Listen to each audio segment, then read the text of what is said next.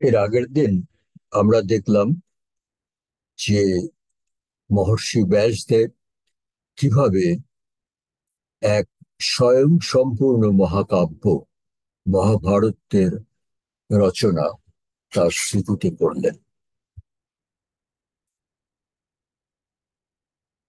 এবং আমরা সেদিন বলেছি যে এই রচনা করার পরে বেদব্যাসের মনে আর এক চিন্তা এসে গেল। সেটা কি? পরাশরাৎ মজ বিদ্যান ব্রহ্মর্ষি সংসিত ব্রত তদাখ্যান বরিষ্ঠং কৃত্যাদৈপায়ন প্রভু কথমধ্যাপয়ানিহ শিষ্যান্নিত্যন্ন চিন্তয়ত তস্য তচ্চিন্তিতং জ্ঞাত্যা ঋষি দ্বৈপায়নস্য চ তত্র যোগম ভগবান ব্রহ্মা লোকগুরুঃ স্বয়ং কৃতার্থং তস্য চৈবেশ্যের লোকানং হিতকাম্যায়। পরাশর পুত্র মহাজ্ঞানী ব্রহ্মর্ষি দ্বৈপায়ন এইভাবে অসীম অধ্যবসায়ে একটি জগৎ শ্রেষ্ঠ আখ্যান কাব্যের সৃষ্টি করলেন। কিন্তু তারপরেই তার চিন্তা হলো কিভাবে সেই বিশাল আখ্যান তার অসংখ্য শিষ্যদের শেখাবেন, কিভাবে তার সমগ্র ভূভারতের মানুষের কাছে পৌঁছে দেবেন। তখন ঋষি দ্বৈপায়ন তখন ঋষি দ্বৈপায়নের এই দুশ্চিন্তার কারণ জানতে পেরে আর একই সঙ্গে সর্বলোকের প্রীতি ও হিমহিত কামনায় স্বয়ং ব্রহ্মা এসে দ্বৈপায়নের সম্মুখে উপস্থিত হলেন। তং দৃष्ट्वा विश्রতো ভূত্যা প্রাঞ্জলি প্রণত স্থিত আসনং কল্পয়ামাস সর্বৈর্মুনির্গণৈর্বৃত। স্বয়ং ব্রহ্মাকে সম্মুখে দেখে বিস্মিত হয়ে অন্য মুনিদের সঙ্গে ব্যাসদেব তাকে সাষ্টাঙ্গে প্রণাম করে তার উপযুক্ত আসনের ব্যবস্থা করে তাকে ঘিরে দাঁড়ালেন। হিরণ্যগর্ভমাসীনং তস্মিংস্তু পরমাসনে পরিবৃত্তাসনাভ্যাসে বাসবেয় স্থিতয়ৌভবৎ। এবং ব্রহ্মা যখন তার হিরণ্যগর্ভ আসনে উপবিষ্ট হলেন, তখন ব্যাসদেব ভক্তিভরে তাকে প্রদক্ষিণ করে তার সামনে এসে দাঁড়ালেন। অনুজ্ঞাতয়থ কৃষ্ণস্তু ব্রহ্মণা পরমেষ্ঠিনা নিষাদাসনাভ্যাসে প্রিয়মান শুচিস্মিত।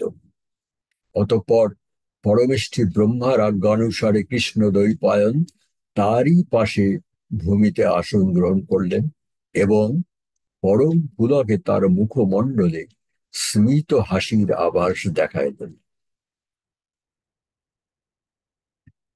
তখন ব্যাসদেব তার রচিত মহাভারত সম্বন্ধে কিছু সংক্ষিপ্ত বর্ণনা স্বয়ং ব্রহ্মাকে জানালেন। কি জানালেন?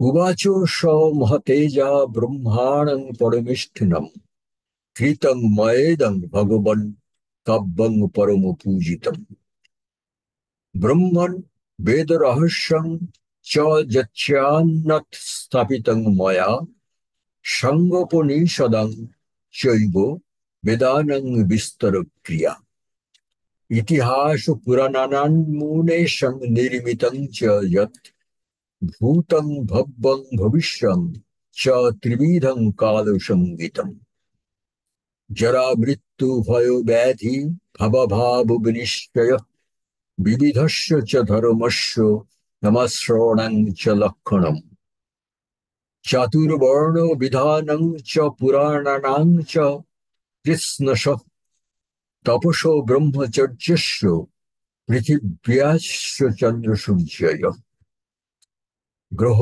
নক্ষত্র তারাণং প্রমাণং চ যুগৈঃসহ ঋচ যজুংসি সমানি বেদাত্মাত্মং তথৈব চ ন্যায় চিকিৎসা চিকিৎসা চ দারং পশুপাতং তথা হেতু নৈব সমং জন্ম দিব্য মানুষ সঙ্গীতম তীর্থানাং চৈব পুণ্যানাং দেশানাং চৈব কীর্তনম নদীনাং পর্বতানাং চ বনানাং সাগরস্য চ পুরাণাং চৈব দিব্যানাং কল্পানাং যুদ্ধ কৌশলম বক্রজাতি বিশেষাস্য লোকযাত্রা ক্রমস্য যচ্চপি সর্বগং বস্তু তচ্চৈব প্রতিপাদিতম পরং ন লেখক কস্যিদেতস্য ভুবি বিদ্যতে। ব্যাসদেব তার রচিত মহাভারত সম্বন্ধে পরমেষ্ঠী ব্রহ্মার কাছে নিবেদন করলেন, প্রভু, আমি এক পরম আদরণীয় মহাকাব্য রচনা করেছি। এই কাব্যে পরম ব্রহ্মের স্বরূপ, বেদ বেদাঙ্গ উপনিষদের গুচ্ছ তত্ত্ব বিস্তৃতভাবে ব্যাখ্যা করা হয়েছে।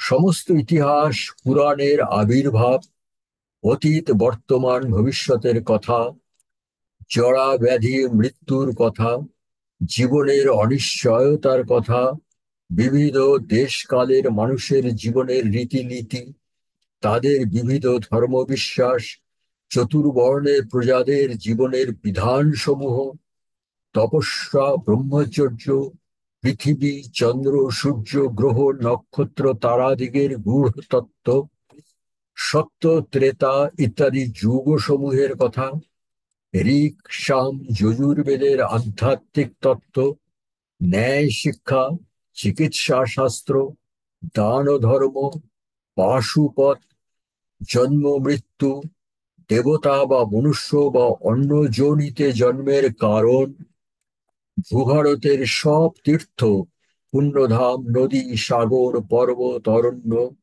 দিব্য নির্মাণের পরিকল্পনা, যুদ্ধ কৌশল, নানা ভাষাভাষী, নানা জাতির বৈশিষ্ট্য, মানব সভ্যতার ক্রমবিবর্তন, জীবন ধারণের জন্য প্রয়োজন নানা বস্তুর বর্ণনা, এই সবই এই মহাকাব্যের অন্তর্ভুক্ত। কিন্তু পরং ন লেখক কস্যিদেতস্য ভুবি বিদ্যতে, কিন্তু এই বিশাল গ্রন্থের লিখিত রূপ দেওয়ার মতো এই পৃথিবীতে কেউ আছেন বলে মনে হয়। এটাই ব্যাসদেবের দুশ্চিন্তার কারণ, এবং তিনি এটা স্বয়ং ব্রহ্মার কাছে নিবেদন করলেন। এইখানে মহাভারতের সম্বন্ধে ব্যাসদেব নিজ মুখে যা বলেছেন, তার মধ্যে দু তিনটে শব্দ আমি পাঠকের নজরে আনতে চাই। সেটা হচ্ছে চিকিৎসা শাস্ত্র, আর একটা হচ্ছে দিব্য নির্মাণের পরিকল্পনা, আর হচ্ছে যুদ্ধ কৌশল, আর হচ্ছে দেবতা বা মনুষ্য বা অন্য যোনিতে জন্মের কারণ। আমাদের সনাতন শাস্ত্র বলে যে মানুষ পরজন্মে সে দেবতা হয়েও নতুন জীবন যাপন, নতুন জন্ম পেতে পারে, মানুষ হয়েও জন্মাতে পারে, বা অন্য কোনো পশু পাখি হয়েও জন্মাতে পারে। এটা সম্পূর্ণ নির্ভর করে তার এই জন্মের কর্মফলের উপর। এবং এই মহাভারতে কি কারণে মানুষ আবার মানুষ হয়ে জন্মাতে পারে বা পশু হয়ে জন্মাতে পারে, এই সব বিষয়ে আলোচনা আছে। দ্বিতীয়ত আর একটা জিনিস পাঠকেরা নজর করুন, মহাভারতে বেদব্যাস নিজেও বলছেন চিকিৎসা শাস্ত্রের আলোচনা আছে। চিকিৎসা শাস্ত্র অর্থ আমরা সবাই জানি, যুদ্ধ কৌশলের আলোচনা আছে, এবং দিব্য নির্মাণ। দিব্য নির্মাণ মানে বৃহৎ সুন্দর নির্মাণ, যেমন দুর্গ, রাজগৃহ, মন্দির ইত্যাদি। এর থেকে ইঙ্গিত পাই সেই প্রাচীন ভারতবর্ষে এই চিকিৎসা শাস্ত্র বা দিব্য নির্মাণ বা যুদ্ধ, এগুলো যে যার মতো এলোপাথারি করতো তা নয়। এই বিষয়ে রীতিমতো লিখিত শাস্ত্র ছিল, এবং এখনো সেগুলোর খোঁজ পাওয়া যায়। এবং তার মানে এই বিষয়গুলোর উপরে অধ্যয়ন, অধ্যাপনা, চর্চা, আলোচনা সবই হতো। এক কথায় বলা যায়, সেদিনের ভারতবর্ষ ছিল অতি আধুনিক, বা ইংরেজিতে যাকে বলে অ্যাডভান্সড। যাই হোক, ব্যাসদেবের এই বর্ণনা এবং তার শেষে এই চিন্তার কথা শুনে স্বয়ং ব্রহ্মা বললেন, তপো বিশিষ্টাদপি বৈ বিশিষ্টান্মুনি সংশয়ার মন্যে শ্রেষ্ঠতরং তাং বৈ রহস্য জ্ঞান বেদনাথ জন্ম প্রভৃতি সত্তাং তে বেদ্মি গাং ব্রহ্মবাদিনীম তয়া চ কাব্যমিনুক্তং তস্মাৎ কাব্যং ভবিষ্যতি। অশ্ব কাব্যস্য কবয় ন সমর্থা বিশেষণে বিশেষণে গৃহস্থস্য শেষাস্ত্রয় ইবাশ্রমা কাব্যস্য লেখনার্থায় গণেশ স্তর্যতাং মুনে এবং অভাষ্য তং ব্রহ্মা জগামসং নিবেশনম। অর্থাৎ তখন ব্রহ্মা বললেন, নিঃসংশয়ে বর্তমান সব তপস্বী মুনিগণের মধ্যে আপনি শ্রেষ্ঠ, কারণ ঈশ্বর ও বেদের সম্বন্ধে গুচ্ছ জ্ঞান আপনার চেয়ে বেশি আর কারো জানা নেই। জন্ম মৃত্যুর রহস্য, ঈশ্বর ও বেদের নানা রহস্য আপনি উন্মোচন করেছেন। আজ আপনার রচিত যে ইতিহাসকে আপনি মহাকাব্য নামে ভূষিত করেছেন, সেই ইতিহাস যুগে যুগে শ্রেষ্ঠতম কাব্য হিসেবে পূজিত হবে। এগুলো স্বয়ং ব্রহ্মার কথা। যেমন বিশেষত্বের গুণে ব্রহ্মচর্য বানপ্রস্থ সন্ন্যাসের চেয়েও গার্হস্থ্য শ্রেয়, তেমনি বৈশিষ্ট্য গুণে সংসারের সব কাব্যের চেয়ে এই কাব্য শ্রেষ্ঠতম হবে। এইখানে আমি পাঠকের একটু দৃষ্টি আকর্ষণ করছি এই শব্দ কটার উপরে। স্বয়ং ব্রহ্মা বলছেন যে চতুরাশ্রম ব্রহ্মচর্য, বানপ্রস্থ, গার্হস্থ্য, সন্ন্যাস, এই চতুরাশ্রমের মধ্যে তুলনা করলে চারটি আশ্রমের যে বিভিন্ন বিশেষত্ব বৈশিষ্ট্য আছে, সেগুলো ভালো করে দেখলে স্বয়ং ব্রহ্মার মতে এর মধ্যে গার্হস্থ আশ্রমই সবচেয়ে শ্রেষ্ঠ। এই তথ্য আমার মনে হয় অনেক পাঠকের মনে দ্বিধা দূর করবে। যাই হোক, শেষে ব্রহ্মা বললেন, কাব্যস্য লেখনার্থায় গণেশ্বরীয় তং মুনে এবমাভাষ্য তং ব্রহ্মা জগম সং নিবেশনম।